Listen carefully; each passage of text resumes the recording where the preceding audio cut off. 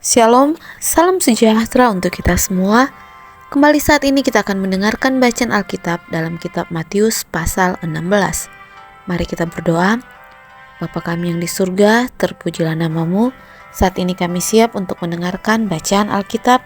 Kiranya kuasa Roh Kudus-Mu menuntun kami, agar firman yang kami dengar dapat kami hidupkan dalam kehidupan kami. Terpujilah namamu, dalam nama Yesus kami berdoa. Amin. Matius pasal 16. Orang Farisi dan orang Saduki meminta tanda. Kemudian datanglah orang-orang Farisi dan Saduki hendak mencoba Yesus. Mereka minta supaya Ia memperlihatkan suatu tanda dari surga kepada mereka. Tetapi jawab Yesus, "Pada petang hari karena langit merah kamu berkata, hari akan cerah. Dan pada pagi hari karena langit merah dan redup kamu berkata, hari buruk.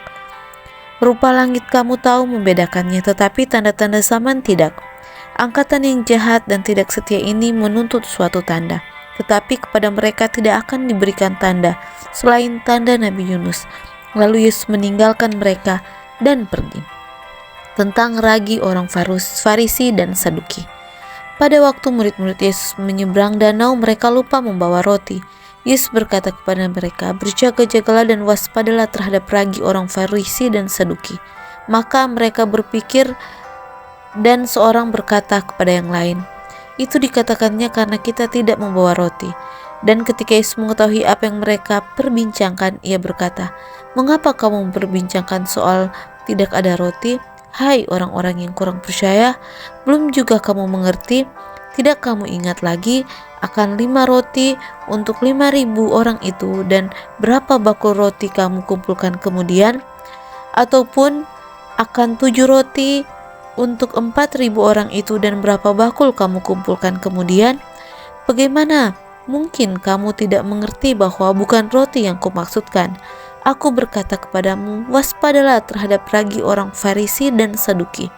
Ketika itu barulah mereka mengerti bahwa bukan maksudnya supaya mereka waspada terhadap ragi roti, melainkan terhadap ajaran orang Farisi dan Saduki. Pengakuan Petrus.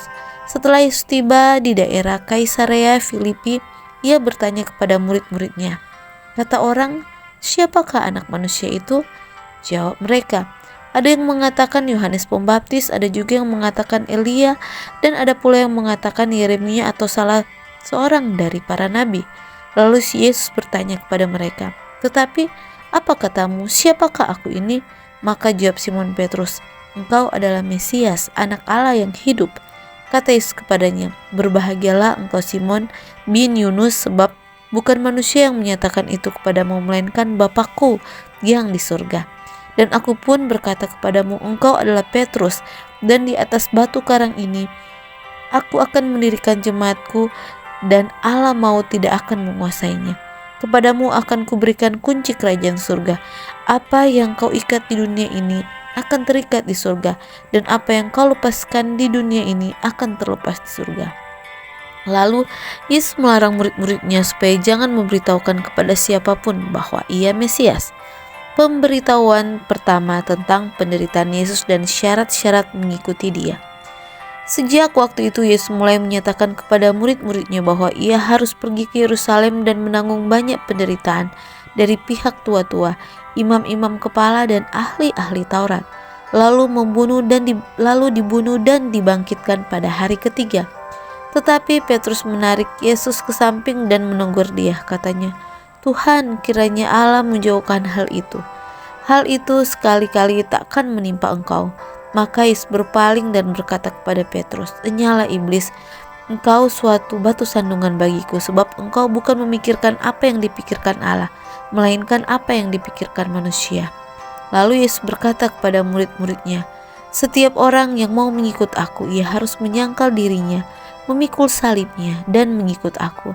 Karena barang siapa mau menyelamatkan nyawanya, ia akan kehilangan nyawanya. Tetapi barang siapa kehilangan nyawanya karena aku, ia akan memperolehnya. Apa gunanya seorang peroleh seluruh dunia tapi kehilangan nyawanya? Dan apakah yang dapat diberikannya sebagai ganti nyawanya? Sebab anak manusia akan datang dalam kemuliaan Bapanya, diiringi malaikat-malaikatnya. Pada waktu itu ia akan membalas setiap orang menurut perbuatannya. Aku berkata kepadamu, sesungguhnya di antara orang yang hadir di sini ada yang tidak akan mati sebelum mereka melihat Anak Manusia datang sebagai Raja dalam kerajaannya. Demikianlah bacaan Alkitab kita pada hari ini.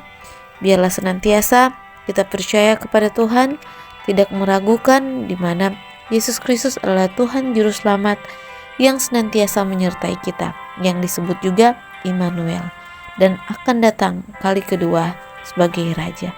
Demikianlah bacaan Alkitab kita. Tuhan Yesus memberkati.